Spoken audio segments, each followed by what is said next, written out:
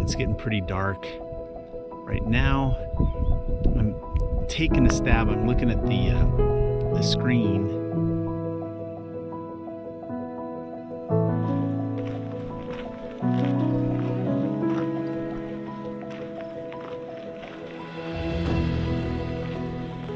Got a mission this evening. The sun's got another hour and a half or so before it goes down, and the mission is to get to a point just beyond that hill there and shoot a total eclipse of the moon that's going to be rising tonight at sunset. So the sun is going to set, and about that time the moon will be sitting, the full moon will be sitting right on the horizon with just a little bit of the eclipse started. And I'm going to zoom way in at that point to like 540 millimeters to get a really great big moon right there on the horizon.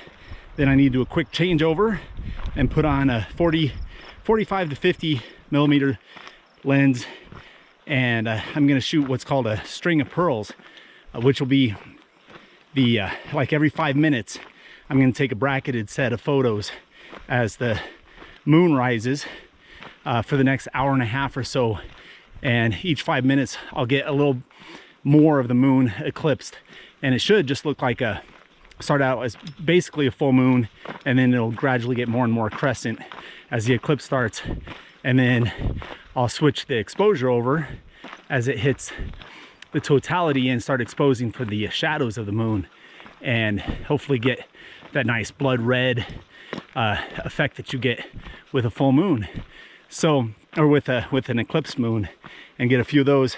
And then you layer those all together in Photoshop and you get kind of a string of pearls effect. So I've never done this before. Hopefully it turns out great. I'm using a technique that was described by Glenn Randall in his book From Dusk to Dawn, which is a book on nighttime photography, all different kinds of nighttime photography. So he's a local photographer from Boulder, Colorado. He's got a lot of books out and is in Outdoor Magazine a lot.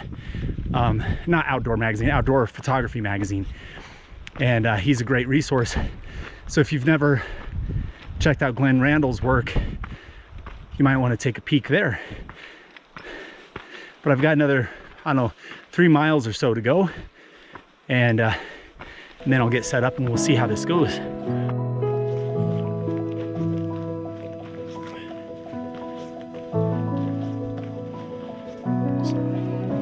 I used 2 other resources to help me plan this shot today, other than Glenn Randall's book. I also used the photographer's ephemeris, which gave me the actual topo map of the area and where the moon was going to be when it rises. And then I also used timeanddate.com to give me the exact the exact times of the eclipse and when each phase was going to start, as well as make it very clear the different angles. So for me to be able to figure out what lens I needed to use, I needed to know the field of view that the entire event was going to take place. So I needed to know the angle from the horizon at the point of the totality, and I also needed to know the angle horizontally or the azimuth distance, so that I could choose a lens that would allow me to capture the movement of the moon throughout the whole event without having to actually move the camera. That would defeat the purpose of trying to blend them all together. So the 3 resources that I used were photographer's ephemeris and timeanddate.com, and then Glenn Randall's book From Dusk to Dawn.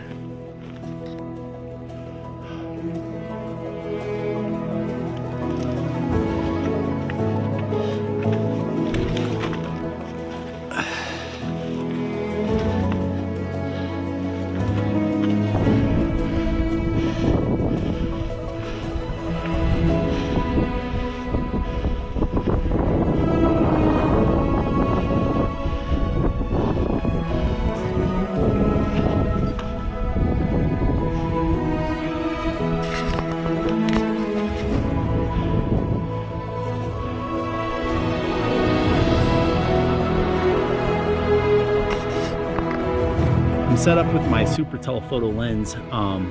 It'll be zoomed into about 540 millimeters, I guess. If I get it zoomed in all the way. Oh, I see the moon coming up. You can just barely see it. There's such a brown cloud over there.